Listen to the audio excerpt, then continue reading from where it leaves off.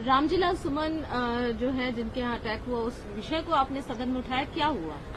देखिए, कल जो हुआ वो घटना पूरी निंदनीय है। जिस तरह से एक राज्यसभा के सांसद के घर पर एक भीड़ जाके हमला कर देती है, उसकी कुर्सियां तोड़ देती है, उनका गेट तोड़ देती है, उनके बच्चों को जो है वो डर और भय के साए में आ जाते हैं। उन्होंने जो बयान दिया, मैं उस पर सहमति असहमति पे बात नहीं कर रहा हूं, लेकिन कानून को अपने हाथ में लेने देने की जो छूट जो है, कल उत्तर प्रदेश के मुख्यमंत्री वो आगरा में थे, बड़ा चिंता का वह ऐसे जो है ऐसे एक भीड़ तंत्र को किसका संरक्षण है कि वो पहले जो है पूरी जातिगत मां बहन की गालियां देते हैं, उनके परिवार गालियां देते हैं और फिर जाके इस तरह का हमला कर देते हैं। क्या कानून व्यवस्था, इंटेलिजेंस कहाँ है, एडमिनिस्ट्रेशन कहाँ है?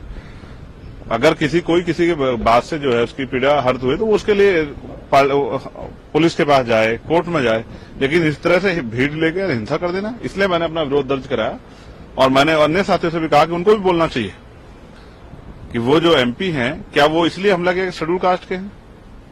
तो इससे मेरा विरोध है और मैंने स्पीकर सर से कहा है कि इस पर वो चर्चा कराएं कि अगर राज्यसभा का एमपी उस पर हमला हो रहा है तो फिर लॉ एंड ऑर्डर, पुलिस प्रशासन ये क्या कर रहे हैं वहां की सरकार? और क्या ये ऐसा तो नहीं कि सरकार के संरक्षण में हमला हो रहा है? इसका जवाब भी जो है वहां की सरकार को, और यहाँ जो है स्पीकर सर के जरिए मैं सरकार से मांगता हूँ, केंद्र सरकार से, इतना बड़ा हमला, इस तरह की स्थिति कैसे बनी? ये जो नमाज पढ़ने को, उस समय नवरात्र भी है, मेरठ का एक ये जो आया है पुलिस ऑफिसर का कि अगर आप पढ़ते हैं रोड पे या छत पे तो शायद आपका पासपोर्ट कैंसिल कर दीजिएगा, इस तरीके की जो खबरें हैं, इस पर क्या? मैंने भी ये खबर सुनी है। मैं आपको स्पष्ट कर दूं कि उत्तर प्रदेश पुलिस में एक होड़ लगेगी, कौन मुसलमानों के प्रति ज्यादा घृणात्मक स्टेटमेंट दे सकता है जिससे उसकी पब्लिसिटी और उस पर चर्चा हो।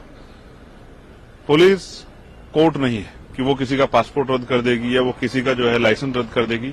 अगर कोई अपराध करेगा और वो अपराध जिस श्रेणी का, उसको वो सजा मिलेगी, लेकिन दूसरे की क्या सिर्फ यहाँ मुसलमानों पे हमला किया जाएगा, उनके प्रति घृणात्मक स्टेटमेंट दिए जाएंगे? सरकार सौगाते मोदी के नाम पे जो है किट दे रही है, ये क्या यही उसका सच है कि आप अगर कह रहे हैं कि आपके अधिकारी कह रहे हैं, क्या ये सरकार का ऑफिशियल स्टेटमेंट है? क्या सरकार ऐसा चाहती है कि अगर कोई नमाज पढ़ेगा, कहीं भी नमाज पढ़ेगा, अगर वो सड़क पे पढ़ लेगा या वो छत पे पढ़ लेगा तो हम उसका पासपोर्ट रद्द कर देंगे? सरकार क्या माहौल बनाना चाहती है?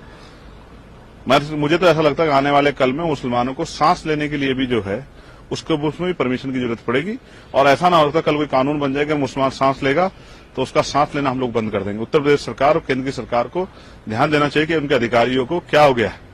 उनके अधिकारी जो है अधिकारी कम नेता बनने के चक्कर में ज्यादा लगे, इसका खामियाजा जो है आम जनमानस को भुगतना पड़ रहा है, और उनमें भी मुसलमानों को, कमजोर वर्गों को ज्यादा भुगतना पड़ रहा है।